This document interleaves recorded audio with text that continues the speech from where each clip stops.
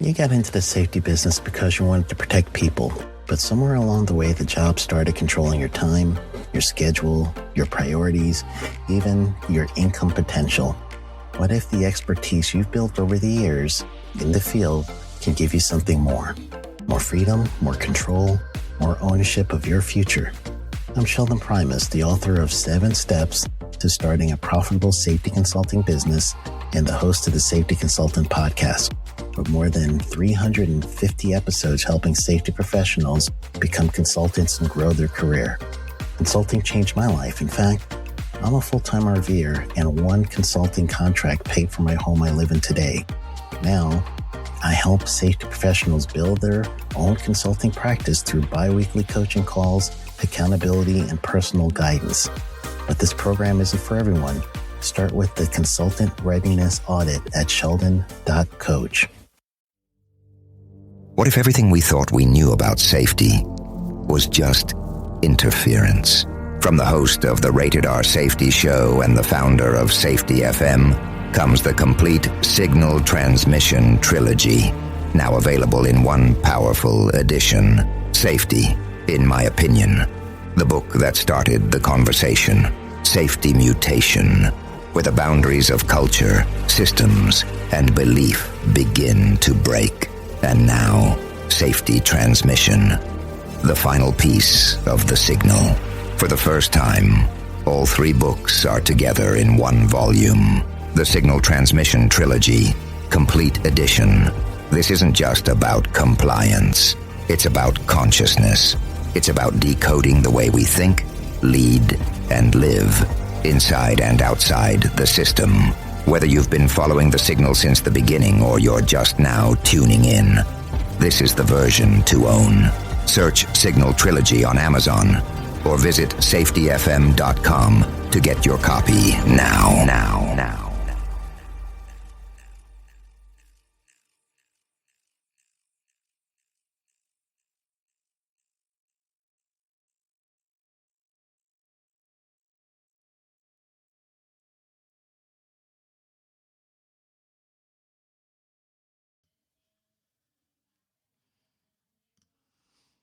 Hi, this is Jim from Safety Wars. Before we start the program, I want to make sure everyone understands that we often talk about OSHA and EPA citations, along with some other regulatory actions from other agencies, legal cases, and criminal activity. Everyone is innocent until proven guilty in a court of law. Proposed fines are exactly that, and they are often litigated, reduced, or vacated. We use available public records, news accounts, and press releases. We cannot warranty or guarantee the details of any of the stories we share, since we are not directly involved with these stories, at least not most of the time. Enjoy the show.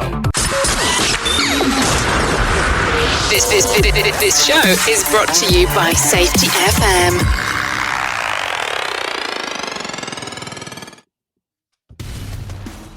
And welcome to Safety Wars, from the border of liberty and prosperity and the highway to the north. Yeah, it's us. Wednesday, April 19th, 2023. Hope you had a great, safe day. Winter has returned to New Jersey and New York. It's freaking cold today.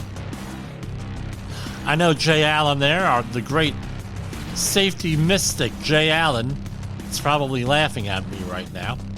Come join our happiness down in Florida with the warm weather. It was hellish today. So, I was doing a excavation class today.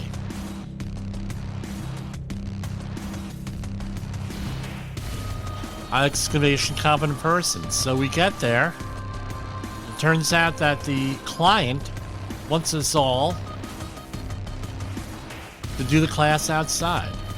So it was not a very pleasant experience, but hey, I roll with the punches here, as always.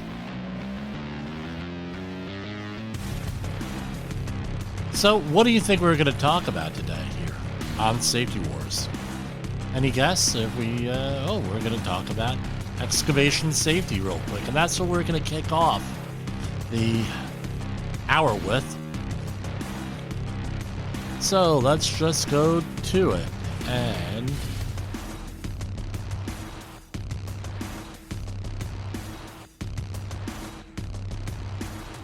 Hold on, I lost my page here.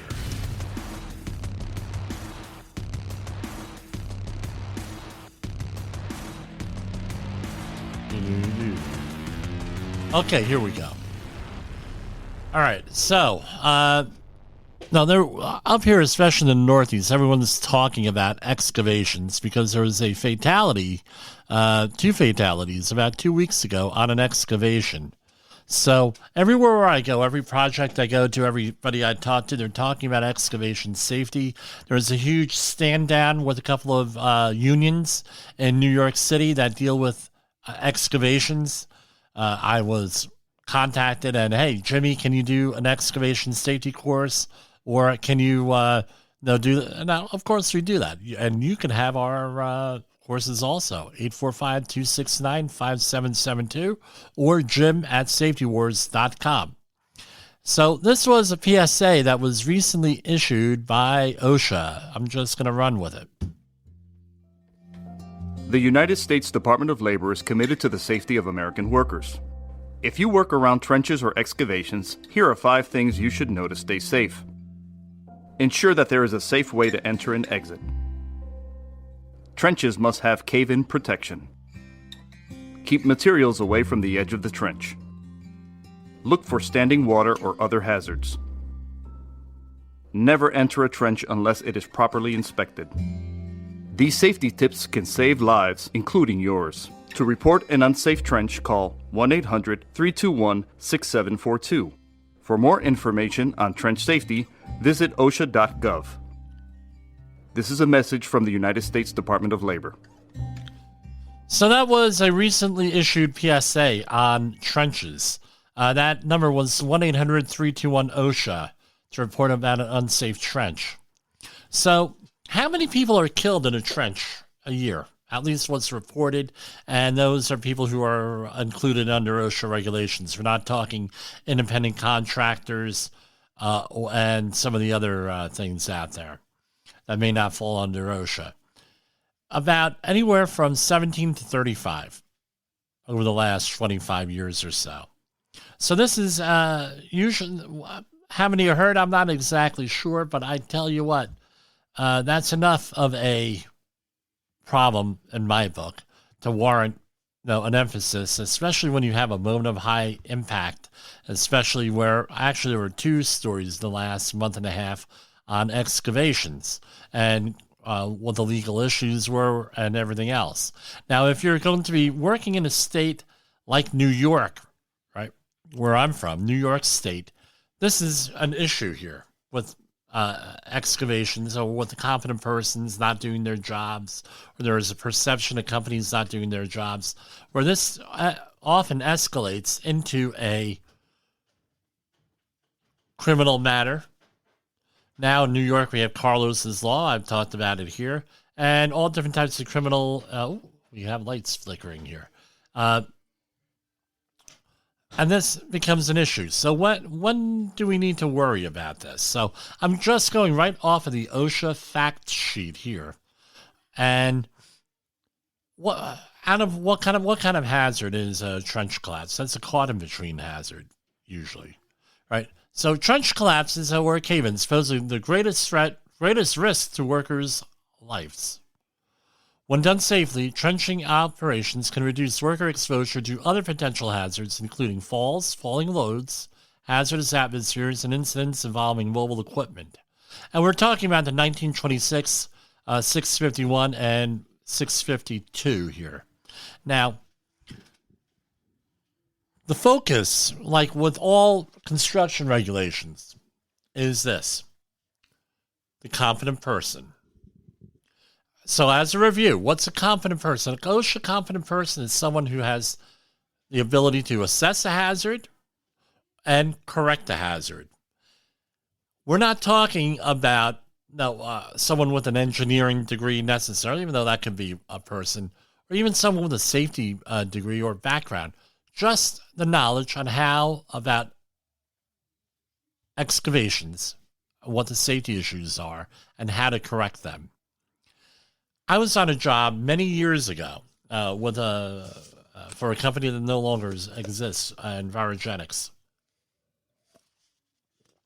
one of my mentors there, one of the owners, Jeff Olcott, both of them were mentors. Bob Kredvix, great guy, working out of Colorado, I believe.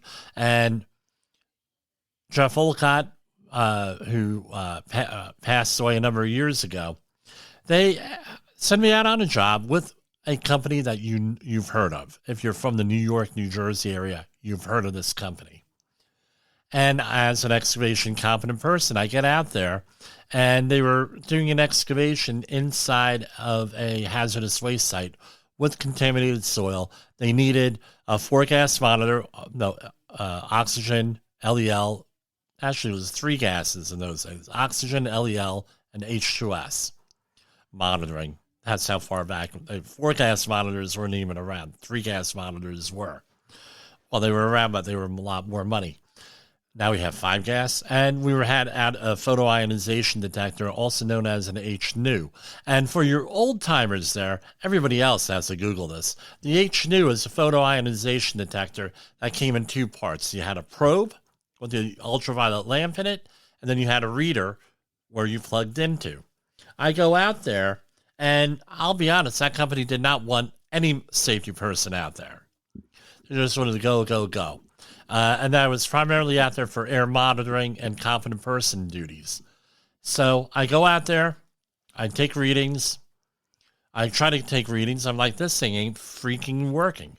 Turns out that the site manager had broken the plug. All the little connectors in there and plug things all destroyed. So now, can I do my job? Can I assess hazards? Not when it comes to air monitoring, and that was one of the reasons why we're doing with that piece of equipment. Take note that if anything shows up on the 3-gas monitor, it's probably too late with the PELs. You're probably way over PEL, probably way over an IDLH, immediately dangerous life and health concentration, depending on what you're dealing with. So, I'll call my boss and says, look, just don't worry about that. That's what the way things are. It's just a formality here. There's nothing out there, but they just know this is what the specs are. As long as you have the 4-gas monitor, you're not going to hit anything with the photoionization detectors. However, if you see anything weird, stop the job. So you start going on, guess what? I have to stop the job. Guy says, the site super says to me, we're not stopping the job for shit. I said, well, got to stop the job and fix this excavation, blah, blah, blah.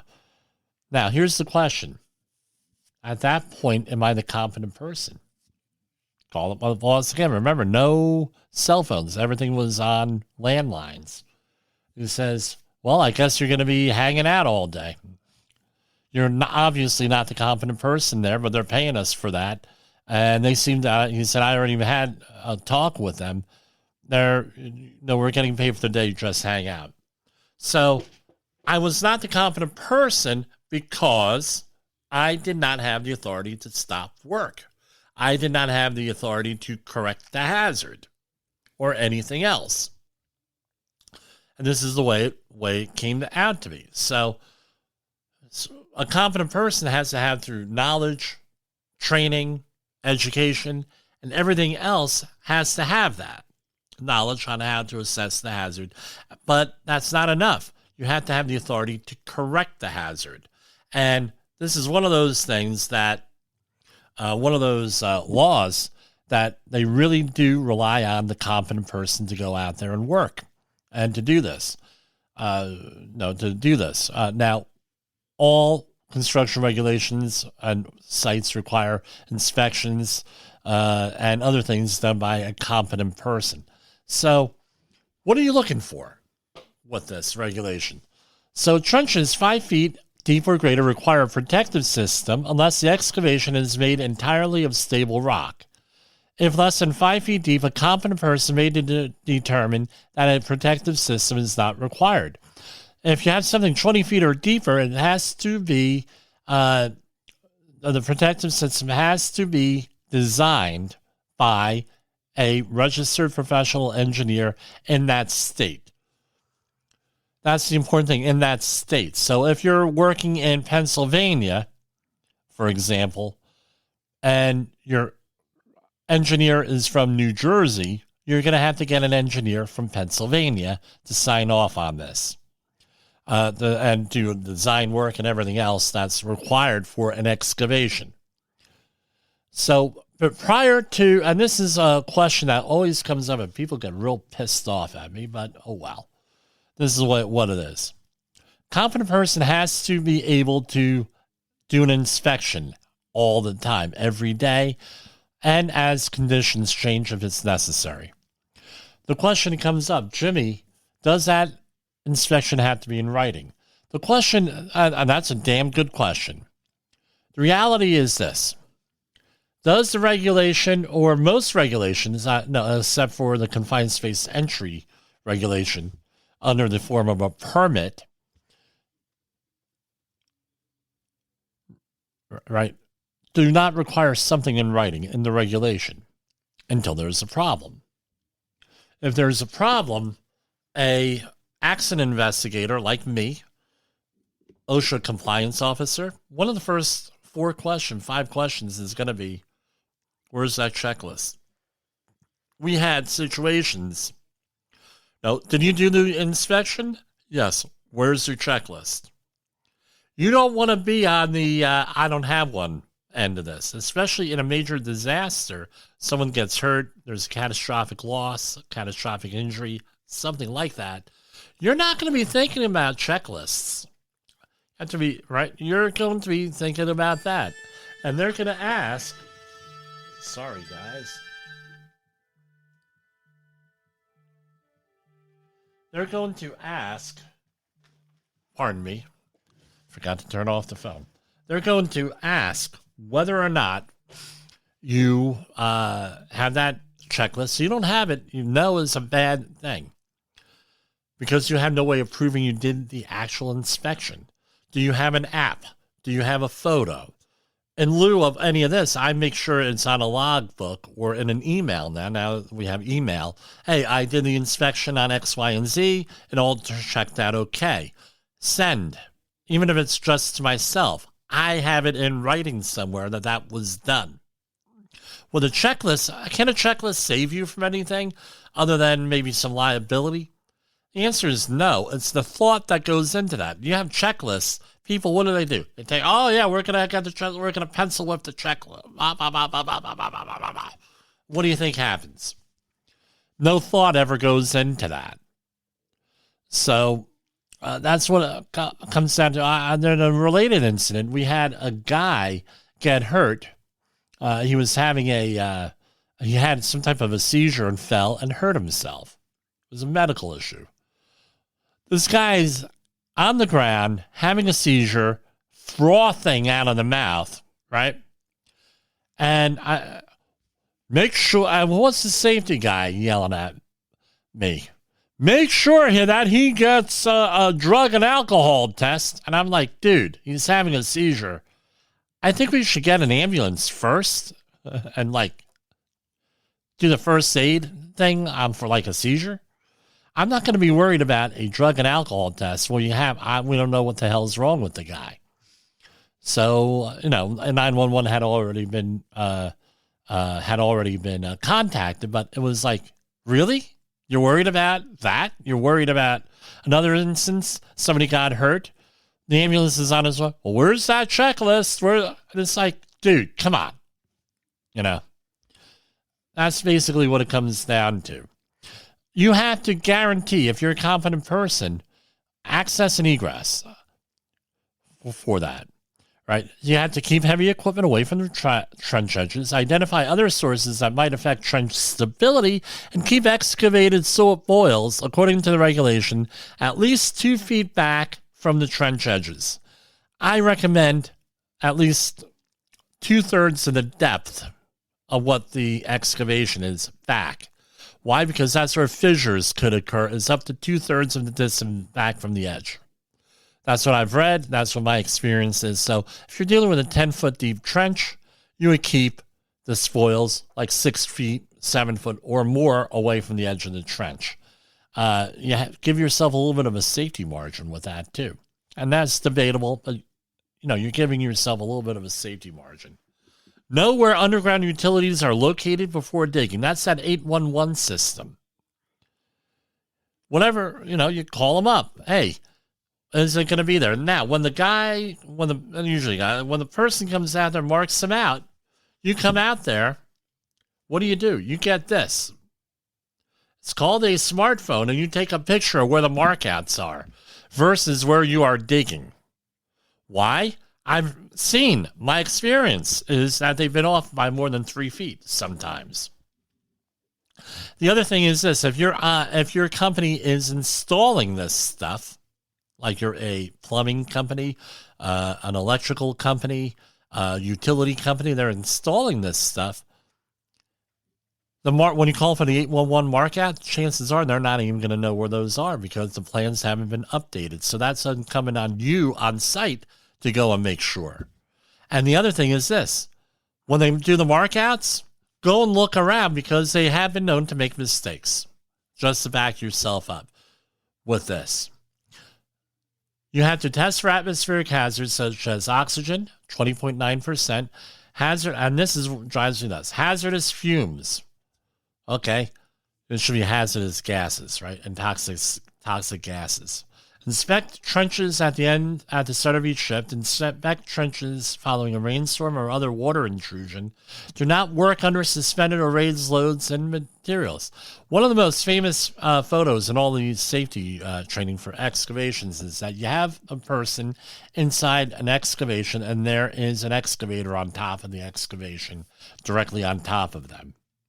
And of course, no shoring, no nothing. We'll talk about protective systems. All right. Ensure that personnel wear high-vis or other suitable clothing when exposed to vehicular traffic. This is for your flag people. All right. And inspect the trenches after any occurrence that could have changed conditions. We're talking vibrations and everything that goes on a construction site. Everything out there. Hold on, I'm checking on time. For whatever reason. Okay.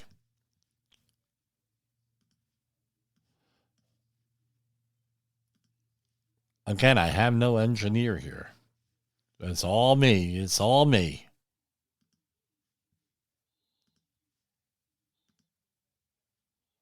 So you have several different types of protective systems.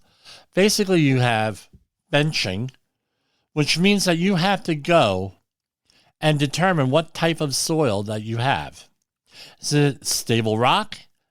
Stable rock. Do you have type A soil or type B soil? Or type C? If it's type C soil, you're not allowed to bench. If it's type A or B soil, you're allowed to bench. Or it can be a slope.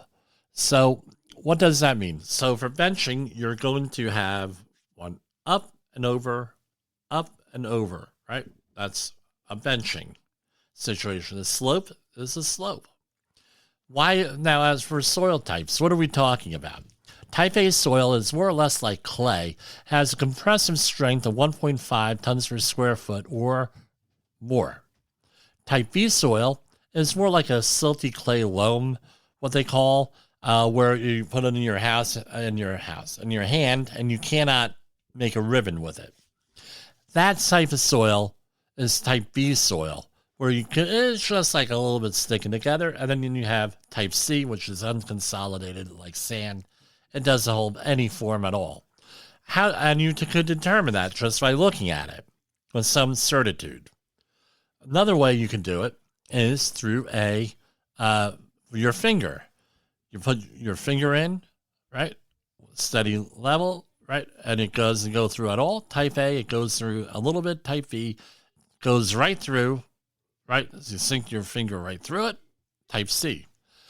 I prefer what is called a pocket penetrometer, which is like I don't have one here. Should have brought it in from the car, from the training class, but basically where you're able to determine that exactly what you're doing with. You actually get a pretty good exact pretty good exact number, close to exact number.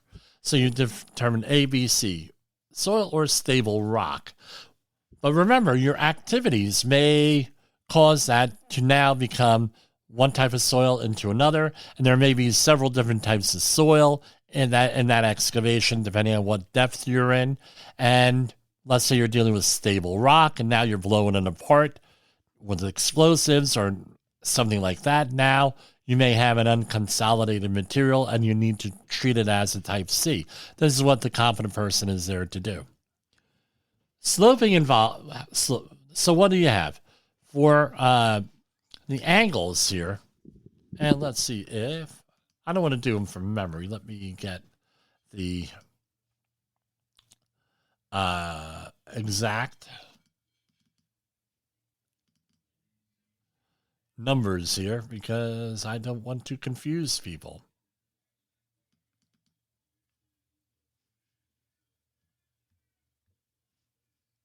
Bear with me a second. I had it right here. So if you go into the Appendix B of 1926 subpart P, 1926 subpart P, you're going to find all of the allowable slopes on here. So for type A soil, you're allowed to have a slope of 53 degrees, which is, for rise over run, for every 3/4 foot of rise, right, you have 1 foot of run, right? Right, rise over run. I'm sorry, they have it reversed here, here. Everyone else does rise over run. OSHA does run over rise. So for every 3/4 of a foot horizontal, you have 1 foot vertical. And type B soil is going to be 45-degree angle, 1-to-1.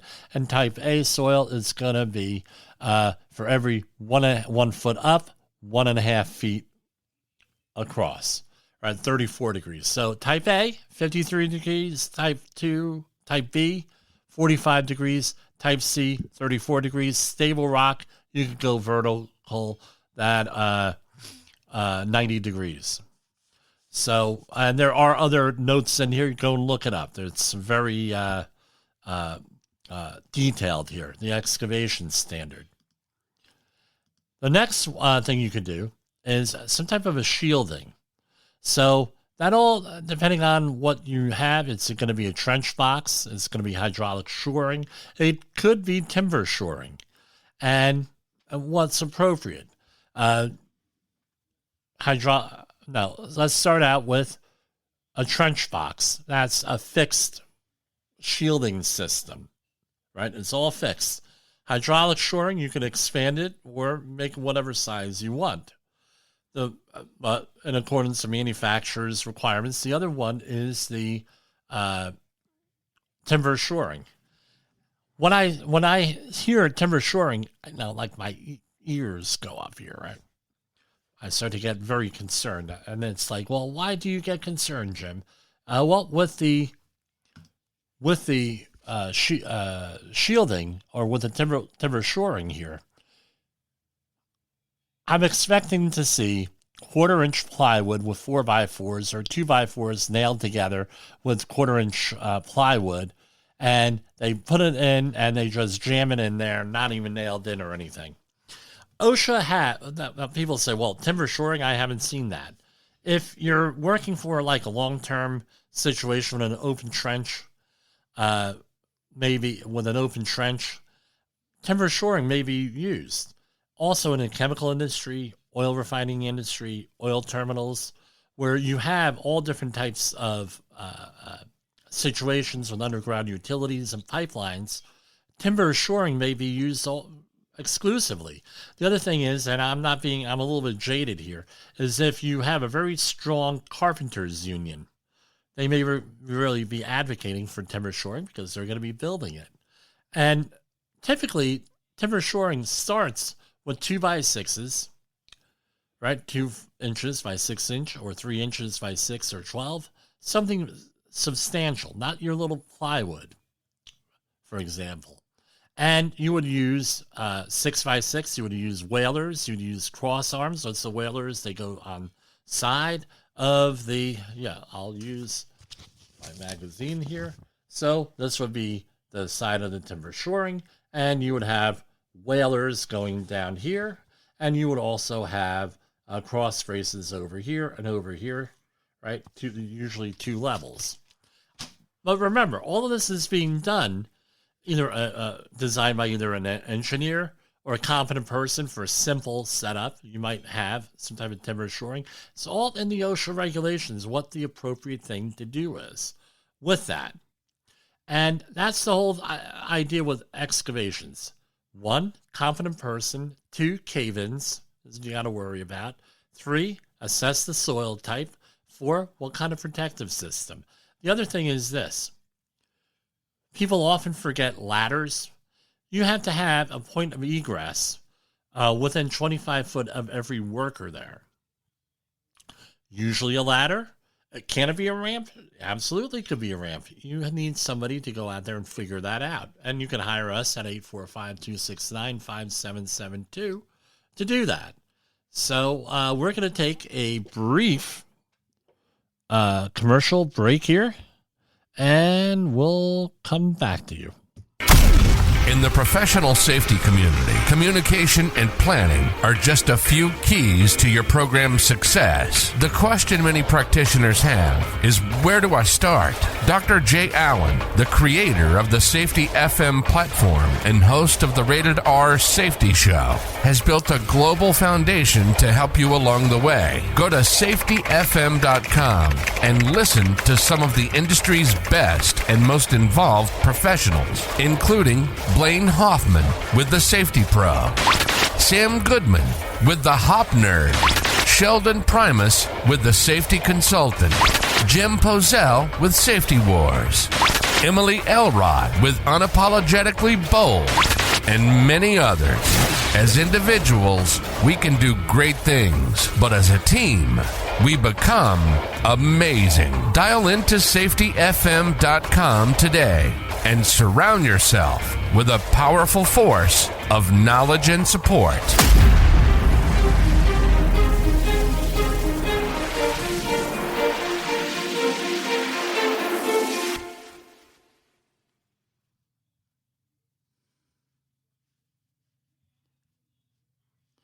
And we're back.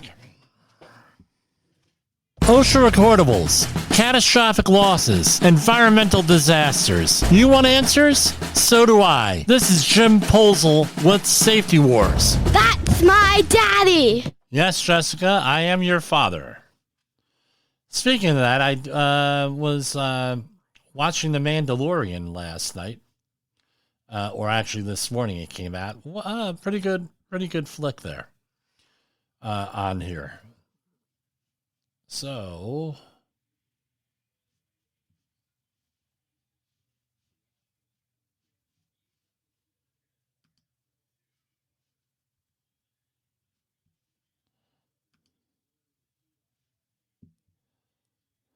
hold on, bear with me here.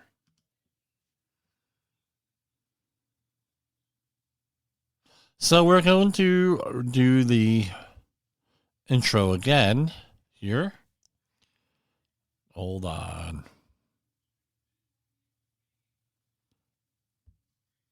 Hi, this is Jim from Safety Wars. Before we start the program, I want to make sure everyone understands that we often talk about OSHA and EPA citations, along with some other regulatory actions from other agencies, legal cases, and criminal activity. Everyone is innocent until proven guilty in a court of law. Proposed fines are exactly that, and they are often litigated, reduced, or vacated. We use available public records, news accounts, and press releases. We cannot warranty or guarantee the details of any of the stories we share, since we are not directly involved with these stories, at least not most of the time. Enjoy the show. This show is brought to you by Safety FM. Okay, and we are back here.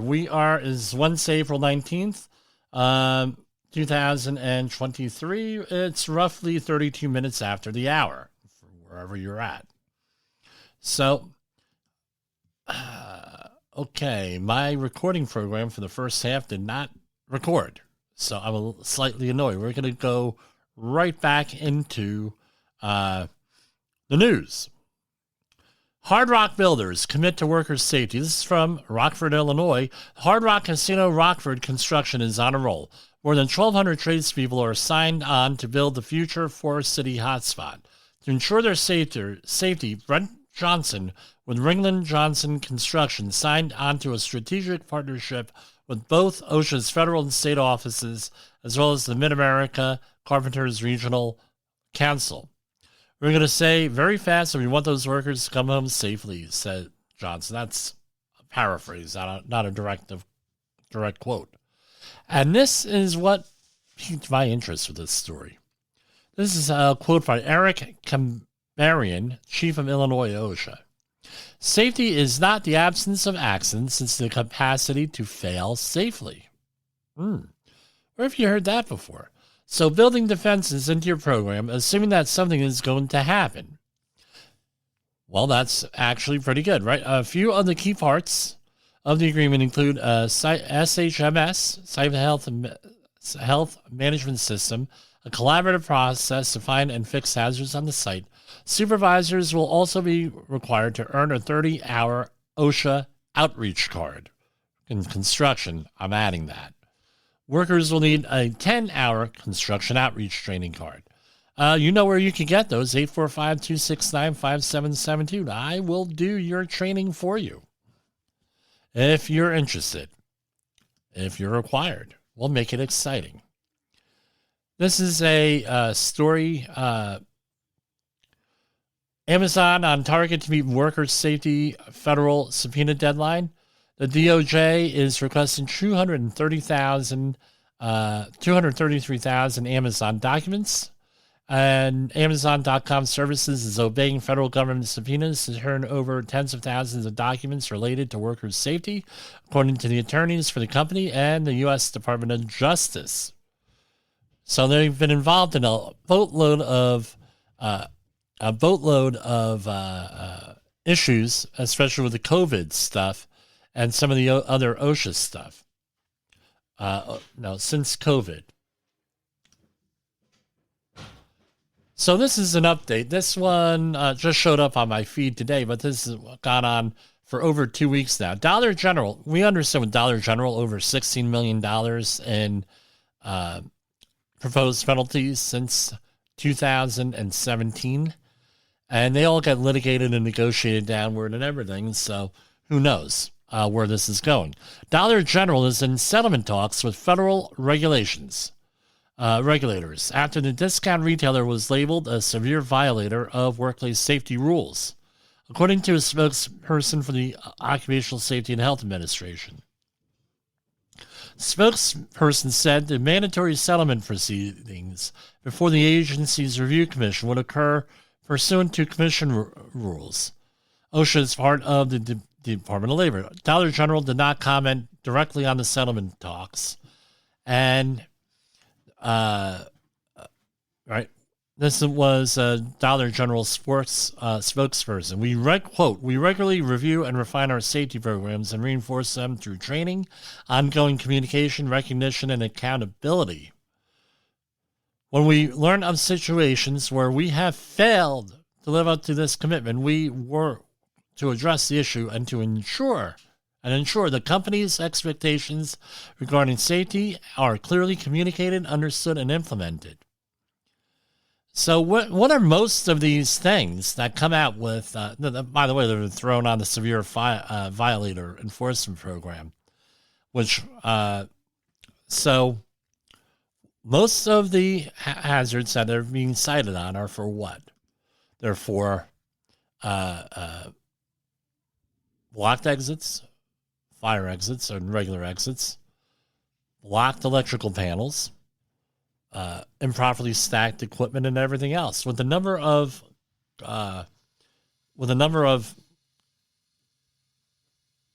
stores that they have and other facilities, that the fact that they had 200, this is like 200 different visits. This is actually a thing, and nobody's gotten hurt, which comes up to our whole thing. A lot of times companies refuse to have safety programs because they say, hey, no one's ever gotten hurt, so therefore we have a safe environment.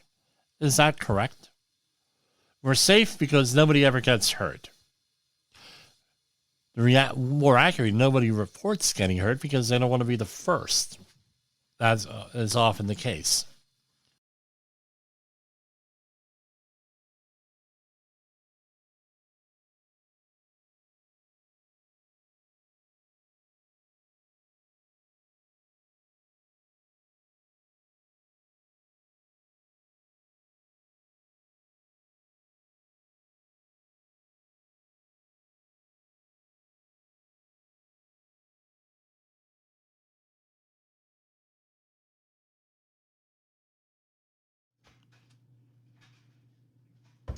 So it's really nice for me, let me repeat myself, for human organizational performance becoming more mainstream, like Jay Allen likes to say. So, okay, here's from Occupational Safety and Health Online, understanding the true cost of a poor workplace safety culture. There's no denying that a workplace safety, this is a story by Rupert Jones.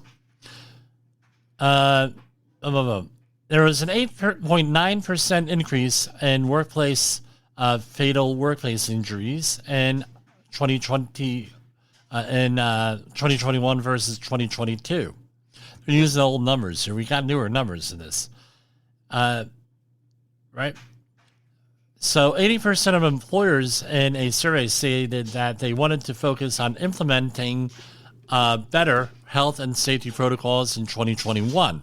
If you look at this positively, it means that employers are willing to improve their safety cultures. I don't know if they know exactly what that means, most companies. Most companies, I'm going to say, don't know what that means. Yeah, we want to be work safer. Obviously, it's good for the bottom line, moral hazard, environmental, social governance, things of that nature.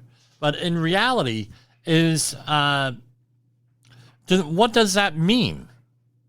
We want to improve our culture. Do they really want to improve their culture? Now, if you're not going to get the C-suite in there to help you and say, look, this is what we're going to do, blah, blah, blah, we're going to do X, Y, and Z, and everything else, that's great. The problem here is this. A lot of companies say, we want to do safety, and they hire a safety professional. Okay, now we're safe. We have a safety professional. Okay, does that safety professional have anything to do with the hiring, firing, disciplining, managing workers? Chances are no. So exactly what the hell you're supposed to do? That's my question. I know one of my clients that I had for 13 years, I was given that authority to discipline employees.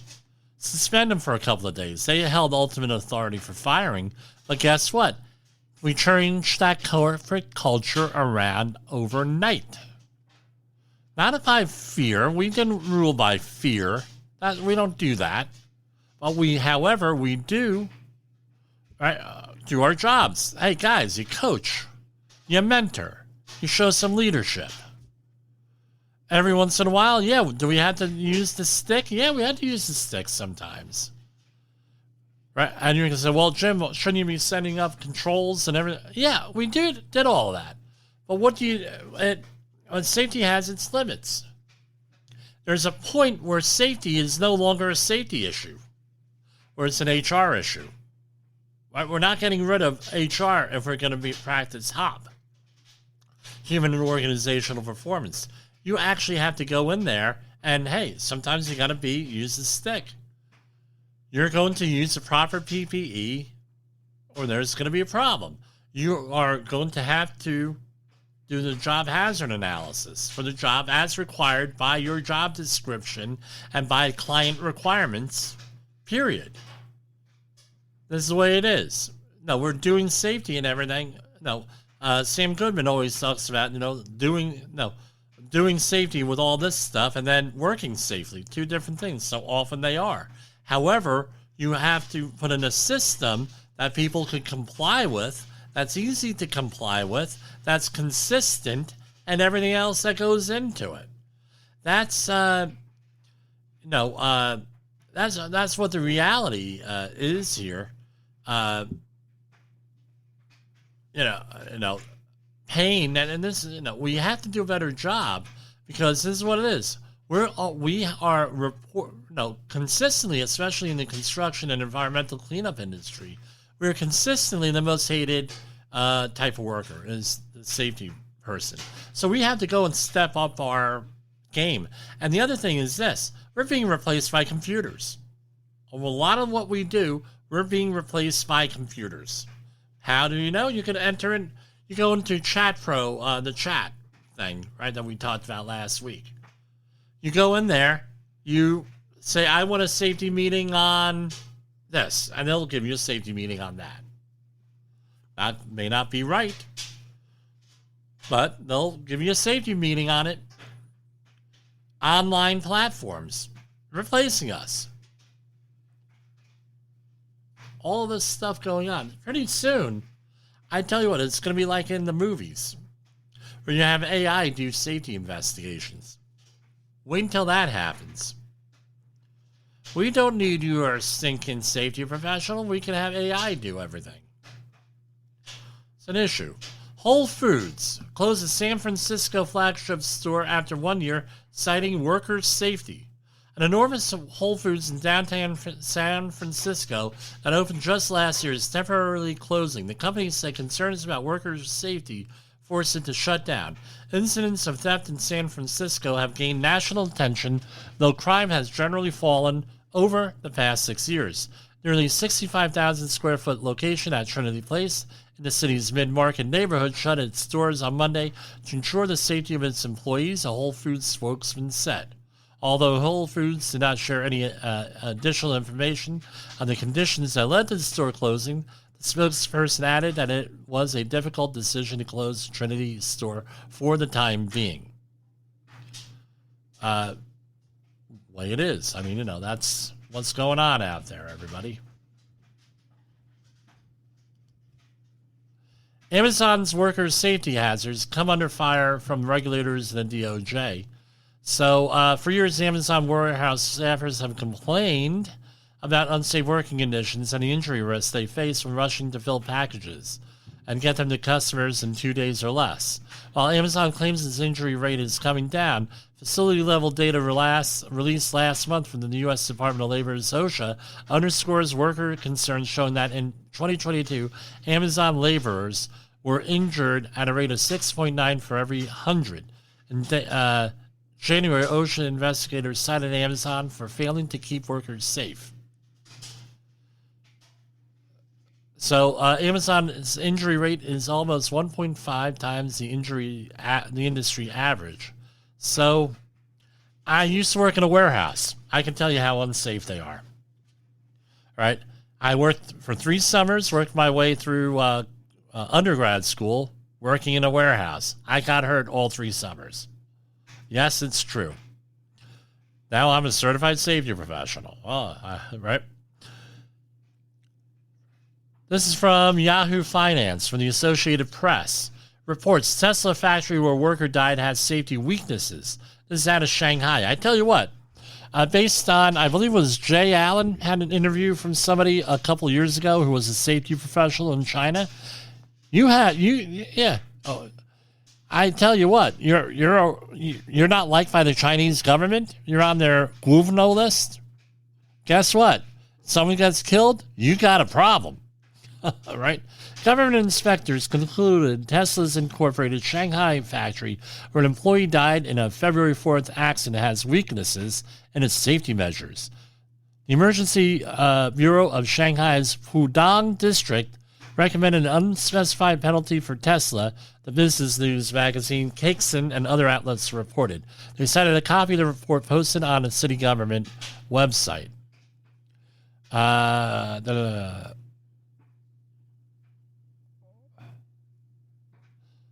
The investigation concluded the Tesla employee who died failed to follow rules.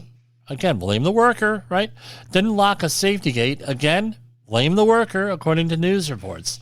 They said another employee failed to make sure the area was clear of people before turning on equipment that crushed a 31-year-old employee. Again, blame the worker for everything. Yeah, see how that works.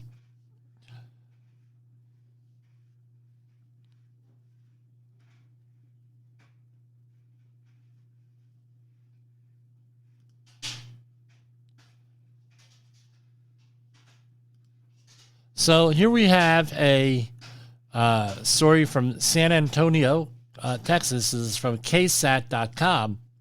Story by not named. All right. Construction workers dead and another is hospitalized after both of them were hit by a large steel pipe that fell off an 18-wheeler. This has happened. I've investigated a couple of these incidents over the years with this. It was a story by Cody King and Katrina Weber. So, unloading a truck, you got to make sure everything's secure on that truck. You have to make sure you do not get caught between the truck and the machinery unloading the truck. And if you're using the proper machinery, are you using a crane? Are you using a forklift? With a pipe, you're probably going to be using a Class 7 forklift, aka lull, with a jib attachment with slings on it to unload pipe. That's usually what it is. What happens is often when you're with pipes and other rolling stock, let's say fabric, people have a tendency of rolling them onto the forks. I'm not saying that's what happened here. I wasn't there. But that's what we see is people just rolling the pipes onto forks and not having them secure. And guess what? These pipes are big. People lose control. They get themselves into a caught-in-between situation between the jib or the machinery and the pipe, and snap, they get killed. Classic caught-between situation here. It's a horrible type of situation. Death on the job, the toll of neglect in 2022. This is from AFL-CIO. The 2022 edition of Death on the Job, the toll of neglect, marks the 31st year the AFL-CIO has produced a report on the state of safety here. It includes all different types of stuff. This is more of an advertisement here, but what do you have here? In the summary, the Occupational Safety and Health Act, promising every worker the right to a safe job, has been in effect for more than 50 years and has reportedly saved 647,000 workers from since the passage of the OSH Act. Now, you wonder why we have a safety war? That's 674,000 workers. That's almost as much, if memory serves you right, as the American Civil War. The number of people died in the American Civil War. So let's see. Number of people killed in American Civil War. 620,000, they think. So this is more than what died in the Civil War. Okay, over a longer period of time, but still. The American Civil War was considered the bloodiest conflict ever fought at it in its time. So, again, that's good, right? That we're making progress. But more progress needs to be made, and with your help, we'll get there. With everyone's working together, we'll get there. So, all different types of statistics here. This is probably worth bookmarking and put it in a course somewhere.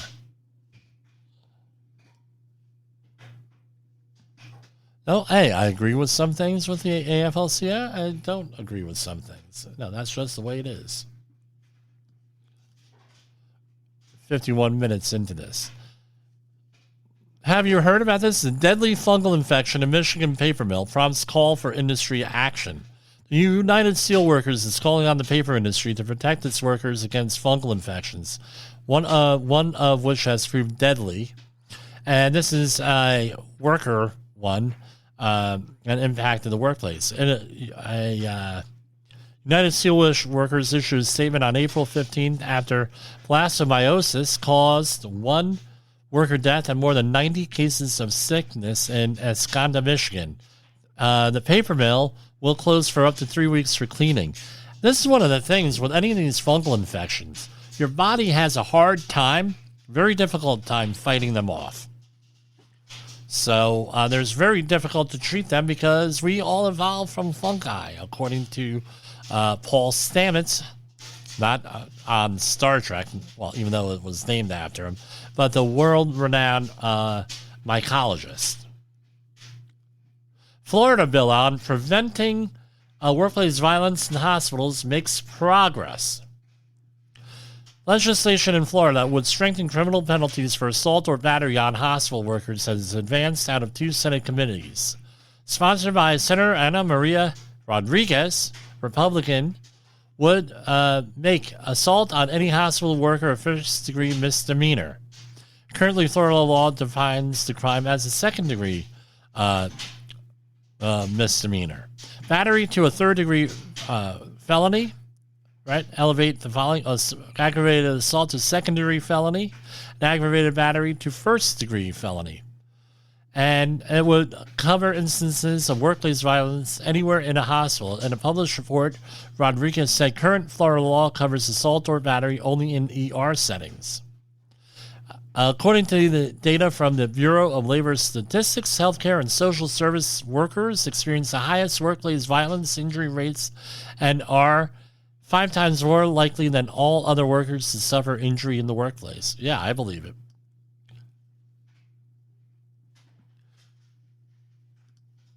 MSHA leader announces stand down to reverse the deadly trend. MSHA Administrator, Mine and Safety and Health Administration head Chris Williamson is calling for the industry to strengthen safety efforts. In an April 14th letter, let's click on that. Here it is. You can go on the MSHA website. Let's see here. 13 fatalities in the coal mines today. As of today, Wednesday, April 19th. An alarming trend that we have to reverse. So they're calling for a safety stand down for this because they want to obviously save lives. So there's a stand down to save lives on May 17th. We encourage everyone in the mining community to join us set aside a time during this week to give additional focus to the safety and health of our nation's miners. We will share an online toolkit. Okay, maybe we'll do something with that here. With that.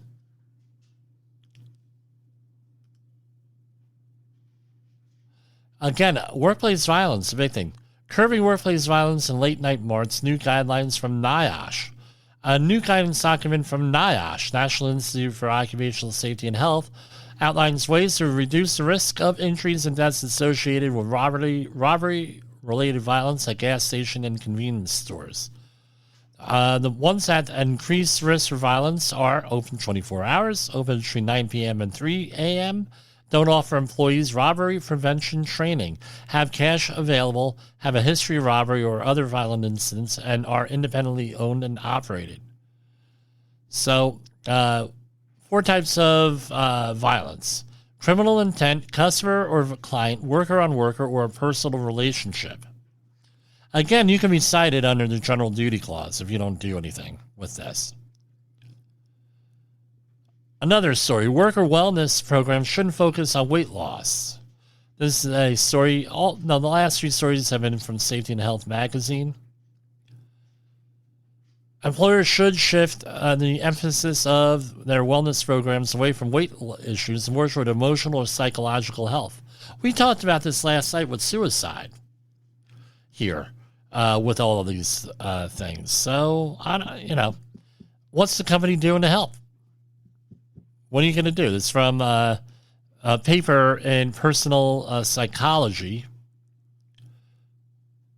by Michael A. Johnson on this. Do these genes make me feel fat is the name of this.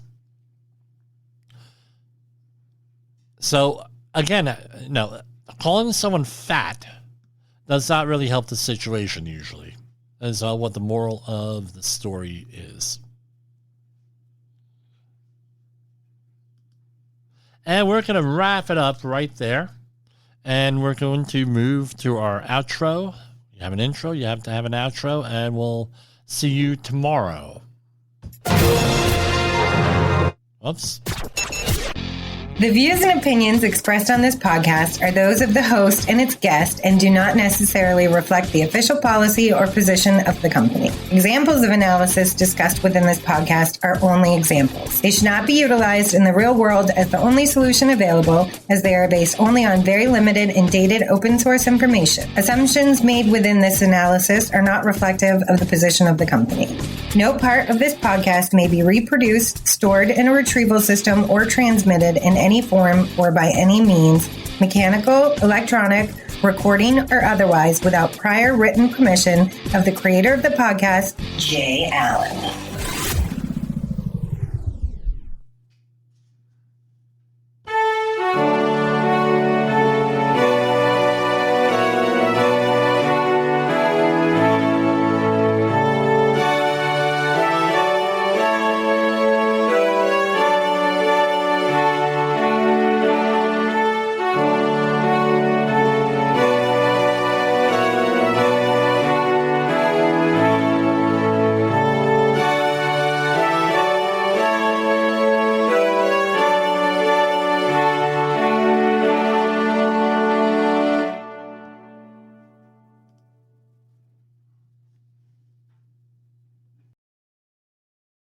You got into the safety business because you wanted to protect people, but somewhere along the way, the job started controlling your time, your schedule, your priorities, even your income potential.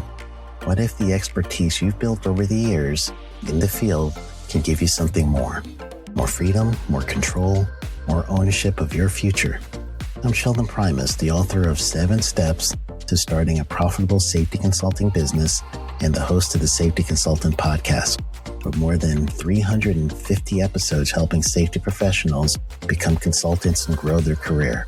Consulting changed my life. In fact, I'm a full-time RVer, and one consulting contract paid for my home I live in today.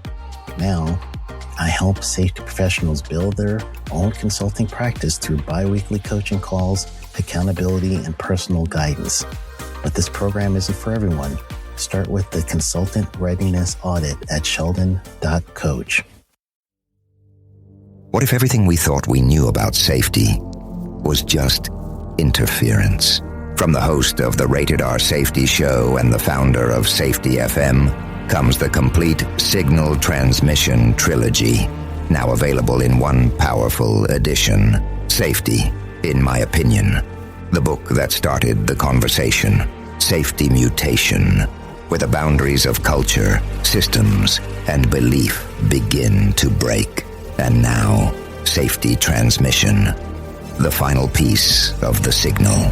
For the first time, all 3 books are together in one volume. The Signal Transmission Trilogy, Complete Edition. This isn't just about compliance. It's about consciousness. It's about decoding the way we think, lead, and live, inside and outside the system. Whether you've been following the signal since the beginning or you're just now tuning in, this is the version to own. Search Signal Trilogy on Amazon or visit safetyfm.com to get your copy now.